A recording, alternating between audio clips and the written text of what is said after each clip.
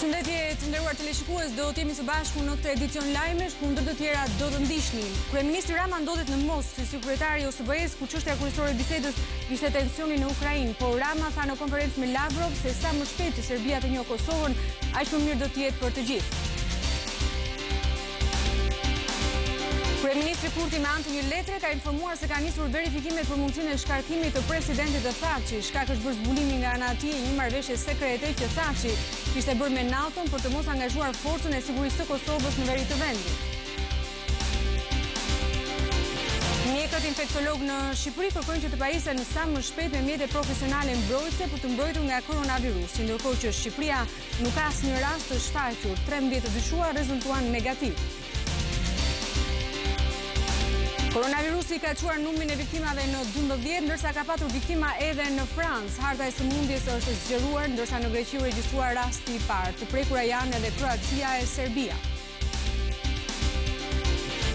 2 gra në 2 ditë janë viktima të dhunës nga bashkëshorti dhe ish bashkëshortët. E para është ekzekutuar në Roshen bashkë me vëllain e saj nga ish bashkëshorti që sapo doli nga burgu. E dyta është vrarë me lev në kokë nga burri i saj në Durrës.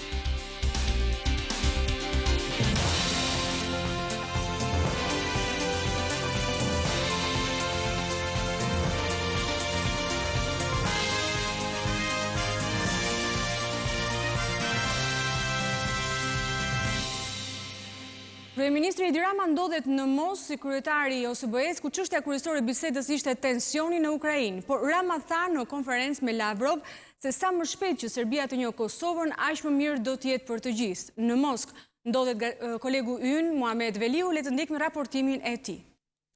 Si që e kshekulli, një kryeministër shqiptar viziton Rusinë, megjithse kjo vizitë e kryeministrit Edi Rama vjen në kuadër të kryesuesit të OSBE-s, është historike. Në takimin e vetëm të zhvilluar në Moskë, kryeministri Edi Rama bashkëbisedoi me shefin e diplomacisë ruse Sergej Lavrov. Kryetema e diskutimit ishte situata e brishtë në kufirin në Rusi-Ukrainë, të cilës vitet e fundit OSBE ka kushtuar një vëmendje maksimale dhe është një prej prioriteteve të presidencës shqiptare të OSBE-s. Kriza në Ukrainë dhe përreth saj, ashtu siç e shohim ne, është sfida më e ngutshme e sigurisë në Europë dhe zgjidhja e kësaj krize është përparësi kryesore e sigurisë sonë. Ne do të mbështesim të gjitha përpjekjet për të ecur drejt zgjedhjes paqësore. Mbështesim marrëveshjen e Minskut dhe zbatimi i saj është thelbësor për të ecur përpara. Një pushimi plot dhe i qëndrueshëm është thelbësor. Ne shohim situatën në Ukrainë në mënyrë të detajuar. Shqipëria e shikon si përparësinë e saj zbatimin e paketës së marrëveshjes së Minskut, dhe ne mbështesim një qasje të tillë. Megjithse Ukraina ka qenë kryefjala e takimit mes kryeministrit Edi Rama dhe shefit të diplomacisë ruse Sergej Lavrov, nuk ka munguar diskutimi edhe për Kosovën. Gjatë konferencës së përbashkët për shtyp, unë e pyeta zotin Lavrov se pse Rusia vijon mos ta njohë Kosovën, ndërsa kryeministri Edi Rama tha se për këtë çështje nuk ka asgjë të re dhe qëndrimet vijojnë të jenë thellësisht të ndara. Ka një sër marrëveshjesh të arritura mes Beogradit dhe Prishtinës me ndërmjetësimin e Bashkimit Evropian, përfshi edhe krijimin e asociacionit të bashkive serbe në Kosovë dhe krijimi i kësaj do të ishte një hap më përpara për të siguruar për respektimin e të drejtave të serbëve që jetojnë në Kosovë. Marrëveshja është arritur 6 vjet më parë, Prishtina refuzon të respektojë detyrimet dhe ne do të pranojmë çdo zgjidhje të pranueshme mes Beogradit dhe Prishtinës. Për këtë çështje jemi shumë larg, duke qenë se qëndrimi është shumë i qartë. Unë mendoj se është në të mirë të gjithkujt edhe të Serbisë që të njohë Kosovën siç është dhe sigurisht kjo nuk e përjashton të kundërtën. Ne kemi mbështetur gjatë gjithë kohës dialogun, pajtimin dhe gjetjen e mirëkuptimit për të realizuar këtë njohje, por jo duke u nisur me parimin e gabuar që kjo njohje nuk ka për të ndodhur asnjëherë, se kjo është si ta nisim nga një pikë që nuk mund të ecim përpara. Gjatë takimit të kryeministrit Edi Rama me shefin e diplomacisë ruse Sergej Lavrov është folur gjithashtu edhe për marrëdhëniet bilaterale mes Shqipërisë dhe Rusisë. Zoti kryeministër përmendi detyrimet që Shqipëria ka karshi NATO-s dhe Shteteve të Bashkuara të Amerikës, sidomos si aleate e tyre. Ne i dim dhe i njohim qëllimet e Shqipërisë për procesin e antarësimit në BE dhe kuptojmë që është një realitet politik. Megjithatë, ka shumë shembuj dhe besoj se Shqipëria mund të jetë një prej këtyre shembujve, ku detyrimet ndalojnë vijimin e marrëdhënieve të mëtejshme, qoftë edhe përfituese të ekonomisë, tregtisë që do të lejonin zhvillimin e kontakteve në fushën humanitare, kulturore e kështu me radhë. Unë do ta shënoj në sivin time se kam korrigjuar një herë zotin Lavrov.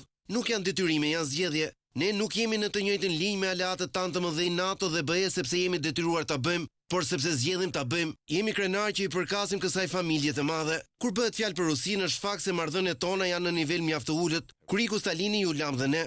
Nuk mendoj se Rusia është armik për askënd, është konkurrent kërcënues, por jo një armik. Kryeministri Kurti me anë të një letre ka informuar se ka nisur verifikimet për mundësinë e shkarkimit të presidentit Thaçi. Shkak është bërë zbulimi nga ana e tij një marrëveshje sekrete që Thaçi kishte bërë me NATO për të mos angazhuar forcën e sigurisë së Kosovës në veri të vendit. Kryeministri i Kosovës Albin Kurti përmes një shkresë zyrtare ka informuar kryetaren e Kuvendit Kosovës Vjosa Osmani lidhur me implikimet kushtetuese të shkëmbimit të letrave të datës 19 prill 2013 mes kryeministrit atëhershëm dhe presidentit aktual Hashim Thaçi dhe sekretarit të përgjithshëm të atëhershëm të NATO-s Anders Fogh Rasmussen. Mes të tjera Shkurti ngre edhe çështjen e shkarkimit të presidentit Hashim Thaçi, nëse konstatohet se ai ka bërë shkelje të kushtetutës së Kosovës. Ishte zotim i njanshëm i ish kryeministrit, tash president, lidhur me forcën e sigurisë të Kosovës, e cila pa dakordim paraprak nuk do të shkojë në Kosovën veriore, siç thuhet, jo veriun e Kosovës, Northern Kosovo, pra në Kosovën veriore, pa dakordim paraprak me KFOR-in.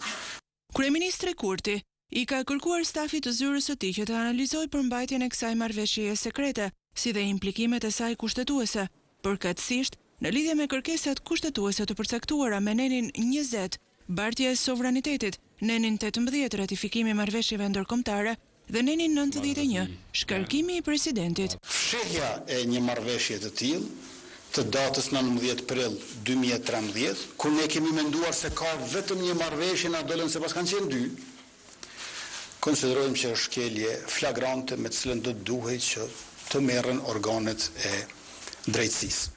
Ai thotë se e kupton dhe vlerëson thellësisht rëndësinë e jashtëzakonshme të bashkëpunimit mes Republikës së Kosovës dhe NATO-s për sigurimin e plotë të integritetit territorial të Republikës dhe qytetarëve të saj. Unë si kryeministër i garantoj Kuvendit dhe qytetarëve të Republikës së Kosovës se nuk do të ndërmarr asnjë hap që do të rrezikonte këtë aleancë të domosdoshme për sigurinë e vendit tonë, thot Kurti. Shkresa i është dërguar presidentit të vendit Hashim Thaçi dhe kryeprokurorit të shtetit të Republikës së Kosovës Aleksandër Lumezi.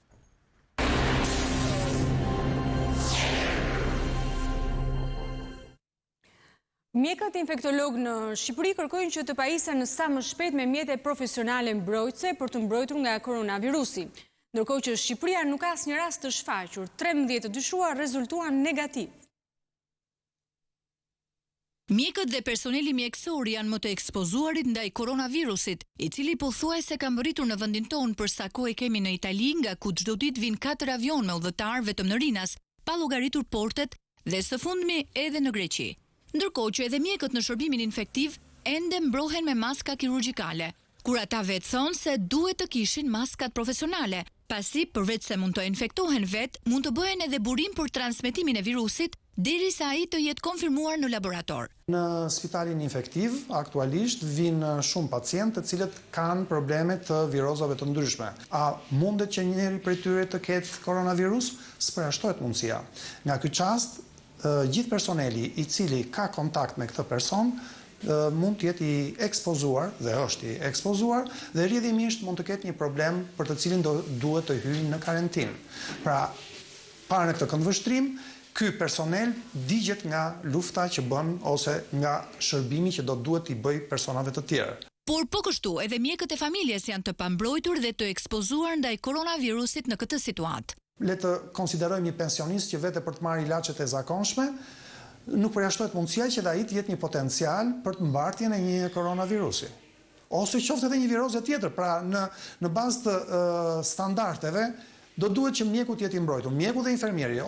Tani më janë vënë në dispozicion $1 milion për të blerë maska, dezinfektant apo veshje të posaçme, por duhet kohë derisa të blihen dhe të vijë furnizimi. Mjeku infektolog bën thirrje që të nisin të përdoren maskat profesionale që ekzistojnë, pasi task force ka vendosur që ato do të nisin të përdoren vetëm kur të shënohen rastet e para.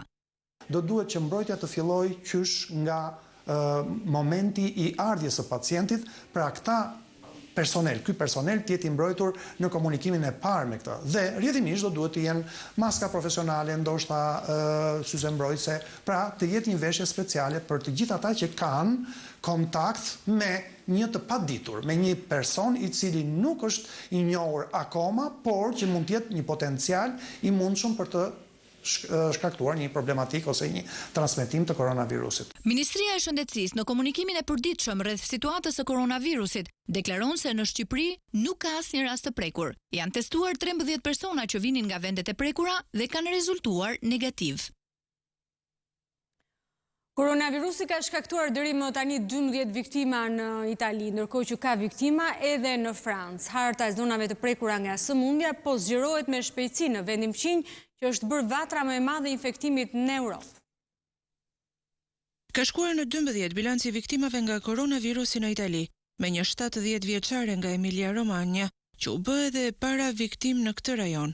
Ndërkohë, mbi 374 janë të prekurit në Itali, mes tyre 3 në Sicili. 259 janë të prekurit vetëm në rajonin e Lombardisë dhe raportohet se 4 prej tyre janë minoren.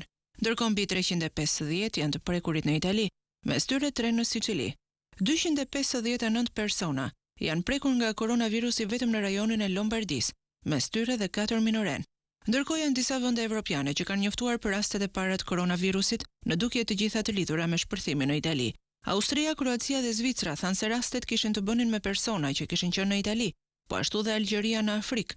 Rasti i parë pozitiv i virusit është regjistruar dhe në Amerikën Latine, një brazilian që sapo ishte kthyer nga Italia, ndërsa një viktim është regjistruar para ditën e të mërkurës edhe në Francë. Italia është bërë ditët e fundit vendi më i prekur në Evropë, por vendet fqinje kanë vendosur që mbyllja e kufive do të ishte e panevojshme. Ministrat e shëndetësisë nga Franca, Gjermania, Italia dhe Komisioni Evropian janë angazhuar të mbajnë kufijnë të hapur në një takim të martën, ndërsa rastet të reja të virusit vazhdojnë të shfaqen në Evropë dhe në Italinë qendrore e atë jugore. Po flasim për një virus që nuk i respekton kufijt, tha ministri italian i shëndetësisë Roberto Speranza. Italia është vetëm një prej 3 vatrave të mëdha jashtë Kinës. Në Iran rreth 100 persona janë infektuar sipas të dhënave zyrtare, por mendohet se numri mund të jetë shumë më i lartë.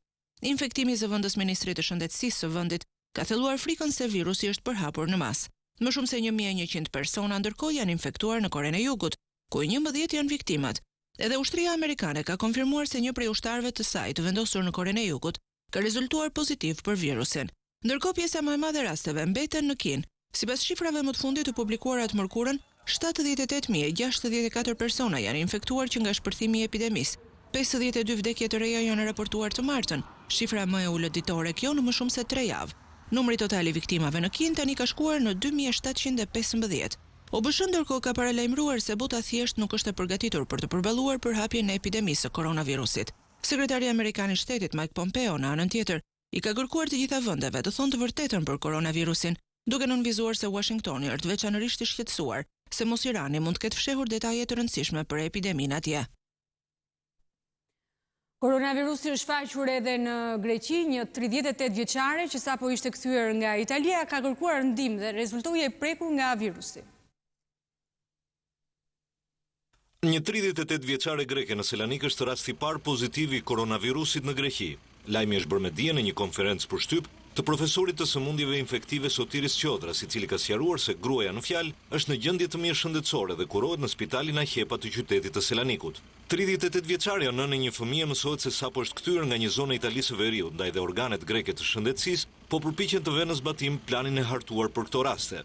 Përveç trajtimit të saj në spitalin e Selanikut në kushtet e një karantine të plot, po u nënshtrohen analizave mjekësore rreth 15 të afërm të saj apo persona me të cilët ka kontaktuar gjatë kthimit të saj nga Italia. Qeveria greke orët e fundit ka publikuar me një vendim të saj të fundit planin ekstrem në rast të një përhapje të madhe të virusit në fjalë që ka të bëjë me kufizime të transporteve, mbyllje të përkohshme të shkollave, të shërbimeve publike, të ngjarjeve artistike dhe sportive, si dhe imponim të përkohshëm të qëndrimit në shtëpi të grupeve që dyshohen se mund të jenë infektuar për të shmangur veprimet që mund të shkaktojnë përhapjen e sëmundjes. Për më tepër, një vendim i përbashkët i ministrave të financave dhe shëndetësisë do të sigurojë mbështetje të jashtëzakonshme financiare për Ministrinë e Shëndetësisë për të përmbushur nevojat urgjente, si punësim të mjekëve të rinj, infermierëve apo blerjen e materialeve dhe masave mbrojtëse nga COVID-19.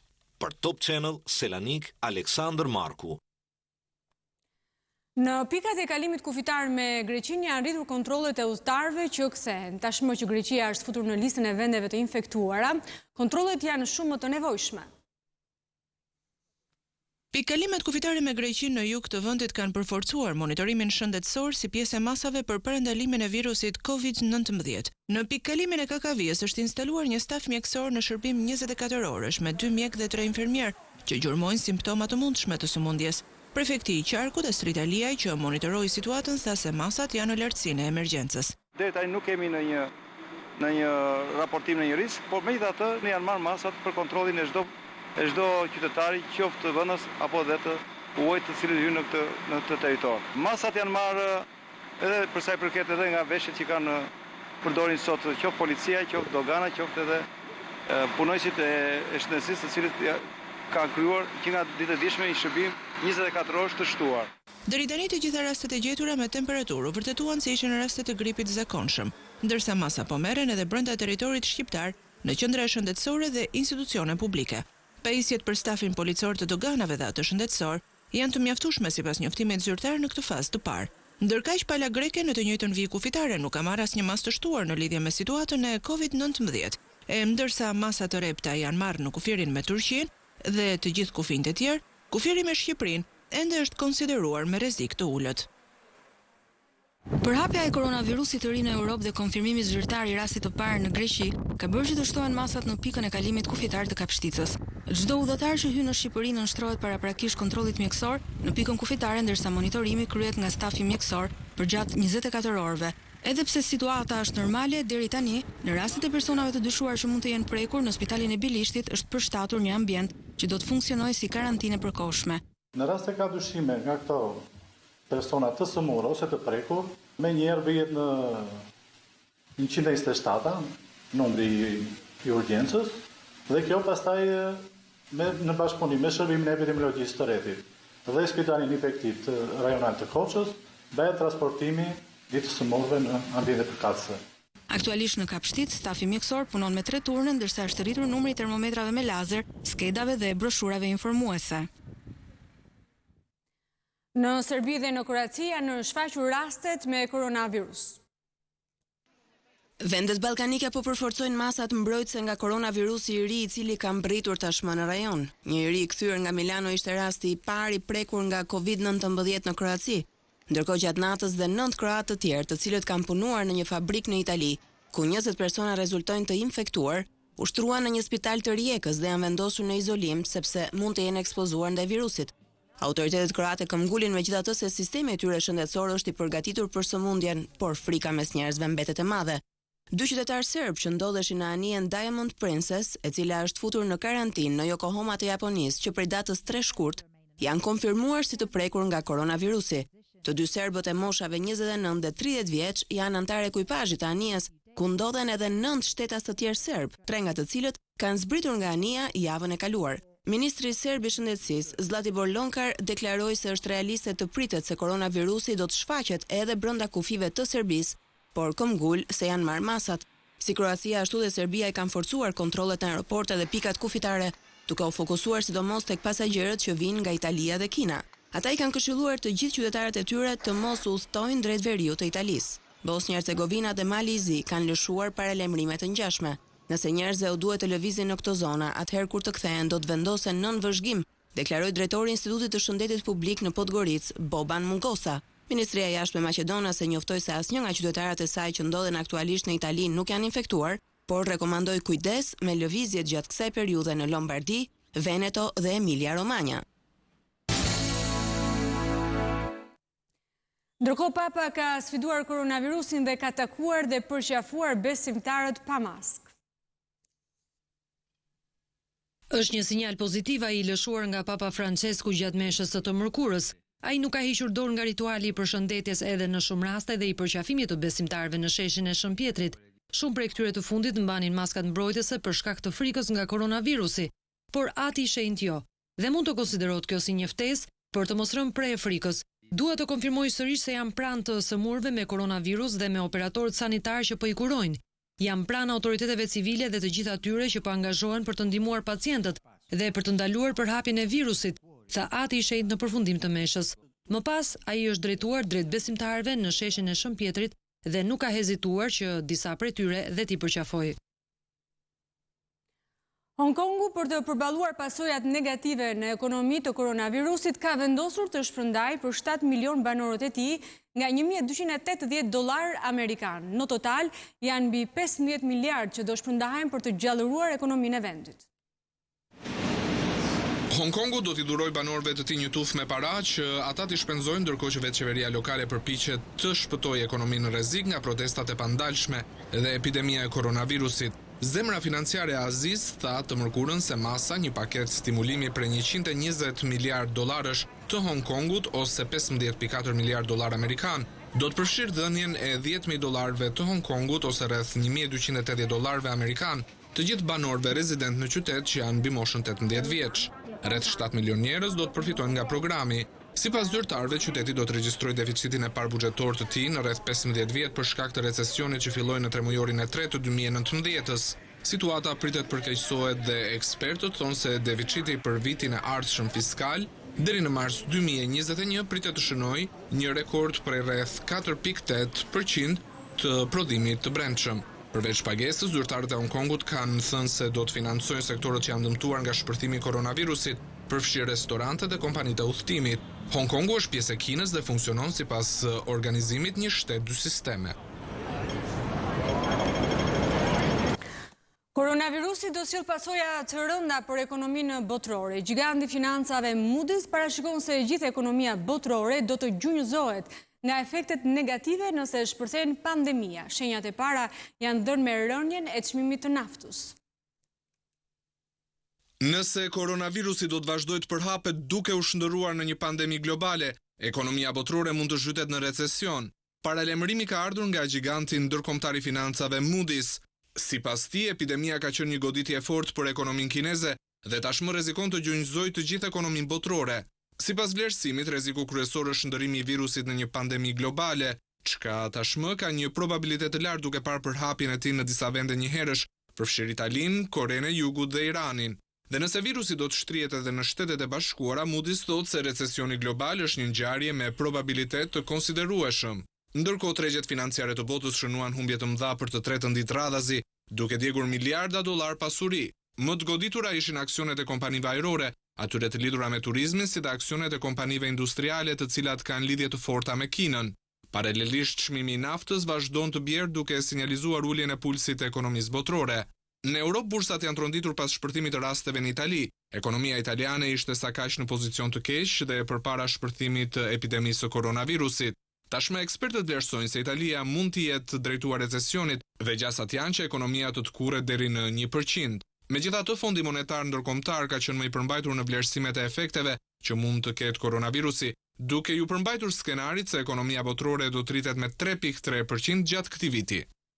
Nëse je pranë një vendi ngjarjeje, nëse je pranë një aksidenti, nëse sheh abuzim pushteti ose personi që shkel ligjin, ti raporto në Top Channel. Mund të dërgoni imazhe me pamje filmike në Viber dhe WhatsApp në numrin e newsroomit ton 069 31 31 311. Ti raporton. Lajmi tani je ti. Policia ka vendosur 5 milion lekë të reja shpërblim për personin që tregon se ku është fshehur Fatmir Koleci, personi që kreu vrasjen e dy fisht në Rëshen. Ai zuri prit dhe vrau ish bashkëshorten e tij Esmeralda dhe vëllain e saj, Valdison Filopati. Në Rëshen ishin kolegët Andi Bora dhe Kristiana Pemaj. Një vrasje dy fisht tronditi mbrëmjen e së martës Rëshenin. Esmeralda dhe Vladison Filopati mbetën të vrarë në oborrin e shtëpisë së tyre në fshatin Kodër Rëshen. Krim që u krye nga ish bashkëshorti i Esmeraldës, Fatmir Koleci. Esmeralda dhe Vladisoni po ktheheshin nga qyteti i Rëshenit, pasi Esmeralda punonte në një market dhe vëllai i saj kishte shkuar për ta marrë nga puna. Autori i kësaj ngjarje, Fatmir Koleci, i ka bërë prit në shtëpi ish bashkëshortes së tij dhe vëllait të saj. Ai ka qelluar ata me Kalashnikov me breshëri, duke i lënë të vdekur në vend. Pra autori Koleci kishte shkuar i përgatitur për të kryer këtë vrasje të dy fisht, një vrasje me paramendim. Koleci ishte prej 3 vitesh, i ndar nga bashkëshortja e tij dhe së bashku ata kanë 3 fëmijë, 3 vajza, më e madhe në klasën e parë, ndërsa 2 të tjerat në kopësht. 4 nuk e ka trajtuar mirë, Ai ka ardhur ke prindrit me 3 fëmijë. Shumë e rëndë. S'ka ku me shku. S'ka maron. Maron, s'ka ku shku. Të vrasje tjetët në për shpis. Kjo ka qenë familje ma lartë. Edhe ai djali ka qenë djali i shkëlqyer, se ka pas fshati jonë. Fatmir Koleci ka qenë i dënuar më herët me 1 vit e 3 muaj burg, por ka kryer vetëm 10 muaj për mbajtje pa leje dhe dhunë ndaj ish bashkëshortes së tij, Esmeraldës. Kjo e fundit viktime vrasjes së mbrëmshme, rezulton të ketë pasur edhe një urdhër mbrojtje nga policia. Me njëherë pas ngjarjes, policia së bashku me forcat e ndërhyrjes së shpejtë dhe ato Renea kanë filluar krejën e zonës, pasi dyshimet janë që autori i kësaj vrasje të dyfisht, Fatmir Koleci, të mund të jetë fshehur në zonat përreth fshatit. Po ashtu, policia ka përdorur edhe dron me qëllim gjetjen e tij. Nga ana tjetër, në dispozicion nga policia janë dhënë 5 milion lekë për çdo qytetar, i cili në kushtet e anonimatit do të mund të japë informacion të vlefshëm për gjetjen e Fatmir Kolecit, autorit të kësaj vrasje të dyfisht. Për Top Channel, nga Kodër Rësheni, Andi Bora. Për fat të keq, një vrasje tjetër e një gruaje ndodhi në qytetin e Durrësit. E ndjera është vrarë duke u goditur me lev në kokë nga bashkëshorti i saj, ndërsa ndodheshin në dyqanin ku punonin të dy. Pas një debati të ashpër mes 2 bashkëshortëve, 63 vjeçari Rushdi Tosuni vrau duke goditur disa herë me një lev hekuri bashkëshorten e tij 59 vjeçare, Hajdien, nënë e 3 fëmijëve. Ngjarja ndodhi në dyqanin e metrazheve që mban emrin e autorit, pranë pallatit të sportit në Durrës. Autori ka përdorur një lev hekuri për të goditur gruan, e cila nuk mundi t'i mbijetojë plagëve të marra. Pas vrasjes, autori ka ulur qepenin e dyqanit dhe ka pritur mbërritjen e policisë duke pranuar krimin e rënd. Pak pas krimit, në vendngjarje ka mbërritur dhe një nga vajzat e çiftit Tosuni. Nga hetimet paraprake bëhet e ditur se bashkëshortët ishin në konflikt prej kohësh me njëri tjetrin. Flitet se çifti ishte në konflikt për shkak të borxheve dhe një marrëdhënie jashtëmartesore që kishte autori. Për të mbuluar borxhet, kërkoi shitja e dyqanit që e ka acaruar më tej konfliktin mes tyre deri në vrasje. Por priten hetimet për të zbardhur plotësisht ngjarjen dhe motivet e vërteta të këtij krimi të rënd në familje. Dhuna në familje mbetet një problem tepër shqetësues në Durrës. Në fillim të këtij muaji, një tjetër grua humbi jetën, e vrarë nga bashkëshorti në Xhaf Zotaj. 2 të moshuar u grindën për pronat në një kafene në Vlorë dhe sheri përfundoi në plagosje me thik. Ngjarja ndodhi në një lokal në lagjen Kushtrimi, ku 2 personat, njëri 77 vjeç dhe tjetri 75, debatuan teksa pinin raki për një tokë në fshatin Hoshtim të Vlorës. Në debatesi për 75 vjeçari ka nxjerrë thikën dhe ka qelluar 2 herë 77 vjeçarin Muço Malaj. Më pas Hasan Xhafaj u largua për t'u kapur pas një ore nga policia, ndërkohë i plagosuri është transportuar në spitalin e Vlorës. Për shkak të përkeqësimit të motit që pritet sot, Drejtoria e Përgjithshme Detare Durrës kërkon marrjen e masave nga operatorët dhe ekuipazhet e anijeve për shmangjen e incidenteve detare. Në datat 26, 27 dhe 28 shkurt, moti do të përkeqësohet, pasi Bregdeti Ynë do të përfshihet që nga dita e sotme nga era me drejtim jug me shpejtësi deri në 27 dhe lartësia e dallgëve të detit në 2.3 metra.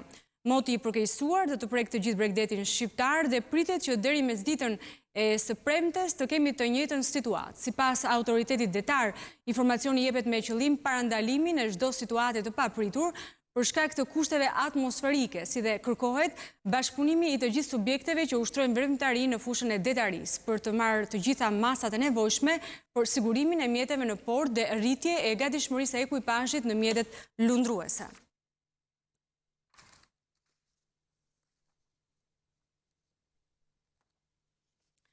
Bashkia e Tiranës ka vendosur që projekti i ri i teatrit kombëtar do të ndërtohet me fonde shtetërore. Në këtë mënyrë përjashtohet projekti me kompaninë private për ndërtimin. Ky është një plotësim i kërkesës që kanë bërë artistët.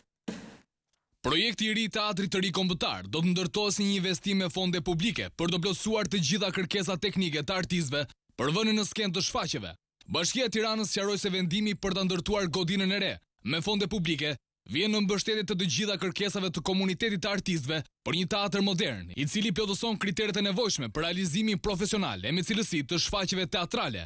Bashkia e Tiranës njoftoi se arsyet e mostronis dakord me palën private që ishte ofruar për ndërtimin e teatrit të ri, lidhen me pamundësinë e kompanisë për të realizuar projektin në një kohë të shpejtë dhe sipas të gjitha kërkesave teknike të kërkuara nga përfaqësia e artistëve në komisionin e negocimit. Nisur nga interesi për të ndërtuar një godim bashkëore dhe moderne që plotëson të gjitha kushtet teknike për realizimin e shfaqjeve, e cila të shërbej komunitetit artistik, teatror dhe publikut ardashës, qeveria dhe Bashkia e Tiranës vendosin që godina e re e teatrit kombëtar të ndërtohet nga shteti si një investim publik. Për këtë arsye, Bashkia e Tiranës do t'i kërkojë qeverisë shqiptare që ta mbështesë financiarisht për realizimin e kësaj vepre ikonike për qytetin dhe vendin tonë. Bashkia e Tiranës zotohet se do ta ndërtojë teatrin e ri kombëtar në një kohë më të shkurtër kalendarike dhe në përmbushje të gjitha kërkesave teknike të shprehura nga komuniteti i artistëve në konsultimet publike. Puna për ndërtimin e godinës së re të teatrit kombëtar do të nisë brenda vitit të 100 vjetorit të shpalljes së Tiranës, kryeqytet të Shqipërisë. Ndërsa ka marrë pjesë në mbjelljen e pemëve të reja në parkun e liçenit, kryebashkiaku Erion Velia i tha se kisha e Shën Prokopit në kodrat e liçenit do t'i kthehet qytetarëve. Kisha e Shën Prokopit pranë parkut të liçenit artificial do të kthehet në shërbim të besimtarëve të krishterë. Këtë ka deklaruar kryetari i bashkisë Erion Veliaj, i cili mori pjesë në mbjelljen e 100 fidanëve nga nxënësit e shkollës Kongresi i Lushnjës dhe asaj Qemal Stafa. Kjo quhet kodra Shën Prokopit. Edhe po të shkoni fotot vjetra të Tiranës, tani që Tirana ka mbush 100 vjeç, kodra ka qenë komplet e zhveshur. Ka qenë vetëm kisha këtu në maj, që ne do ta rikthejmë siç ka qenë kisha origjinale, dhe gjithë kodra e zhveshur. Tani jemi në majt kodrës dhe shohim vetëm përpara nesh mira pemë, të cilat nuk ndodhen rastësisht. Pra dikush përpara nesh filloi me këto që janë pemët më të mëdha. Para 5 vitesh rifilluam ne prapë me aksionin e mbjelljes pemëve dhe sot unë besoj që çdo gjenerat, edhe gjenerata jonë, ka për detyrë, një detyrë morale qytetare, që t'ja lërë gjeneratës tjetër qytetin çik më të mirë se sa e gjeti. Velia i ftoi të gjithë të rinj që të kontribuojnë për shtimin e hapësirave të gjelbra në qytet. Përveç gjelbrimit, Bashkia e Tiranës ka ndërmarrë një sër projektesh edhe për rehabilitimin e monumenteve historik dhe kulturor të kryeqytetit.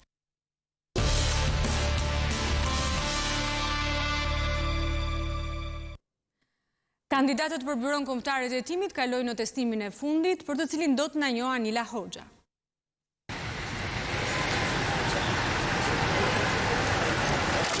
Teksa kati i fundit i prokurorisë së posaçme SPAK po zbrazet nga mobiljet për të kthyer në zyrat e byros kombëtare të hetimit, konkurrentët që synojnë drejtimin e BK-s po i afrohen finales së garës. E para që u intervistua nga 3 prokurorët e posaçëm të SPAK ishte zëvendës drejtoresha e përgjithshme e Policisë së Shtetit, zonja Aida Veizaj Hajnaj. Mëtej, sikurse ishte njoftuar, u ballafaqua me prokurorët e posaçëm të SPAK, ish drejtori i Departamentit të hetimit të krimit të organizuar, zoti Ardian Çipa, e gjithashtu gjatë një ore të përcaktuar si kronometër, u pyetën në një gamë të gjerë problematikash nga teknikat e hetimit apo edhe suksesi i kandidatëve, edhe oficeri ndërlidhës në Itali, zoti Artur Beu, dhe në fund, në orën 13. U pyet ish drejtori i Policisë së Tiranës, zoti Ervin Hodaj. Ky proces u zhvillua në praninë dhe vëzhgimin e ndërkombëtarëve, aq më tepër që në përfundim, kur të përzgjidhet drejtori i BK-s me mandat 5 vjeçar, ai do të dërgohet në një trajnim më të specializuar në Shtetet e Bashkuara të Amerikës, duke qenë se Byroja Kombëtare e Hetimit konsiderohet si FBI-a shqiptare, dhe që gjithashtu do të jetë ortaku kryesor në hetimin e korrupsionit dhe krimit të organizuar. Por ndonse intervistimi konsiderohet si testi i fundit, ka edhe një tjetër provim që është gjithashtu i rëndësishëm dhe që është procesi i vetingut. Dhe në fund, Këshilli i Lartë i Prokurorisë, me rekomandimin e prokurorisë së posaçme SPAK, do të votojë për kreun e Byros Kombëtare të Hetimit. Për Top Channel, Anila Hoxha.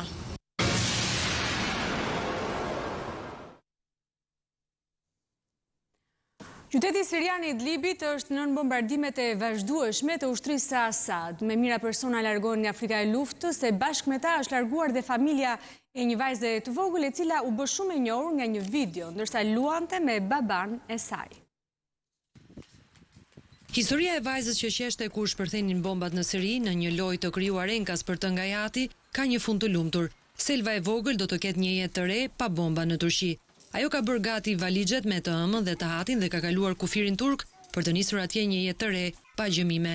Selva e vogël u bë e famshme në të gjithë botën për shkak të një video të filmuar nga jati, i cili e kishte bindur atë se bombat që nuk ndaleshin ishin një lojë dhe sa herë të kishte një shpërtim, ata duhet të qeshnin. Vogëlushja tani do të mund të shkojë në shkollë dhe të luajë me lojra normale në Turqi. Bashkë me prindrit, ajo do të vendoset në provincën Hatay, në juglindje të vendit. Babai i Selvës ka falendëruar qeverinë turke, shpresoj që shumë shpejt lufta në Siri do të përfundojë dhe që ne mund të kthehemi në shtëpinë tonë, tha ai. Selva 4 vjeç dhe familja e saj jetonin në provincën siriane Idlib, ku vazhdon betejë për qytetin mes rebelëve xhihadist dhe ushtrisë ruse e siriane. Ata nuk janë të vetmi që braktisin shtëpinë si pasojë e luftimeve. Sipas Kombeve të Bashkuara, rreth 900.000 persona kanë braktisur rajonin këtë kohë. Dhe me këtë lajm të bukur për Selmën dhe familjen e saj, kemi ardhur këtu në fund të këtij edicioni informativ të nderuar teleshikues. Unë ju falenderoj për vëmendjen. Bashkë mirupafshim.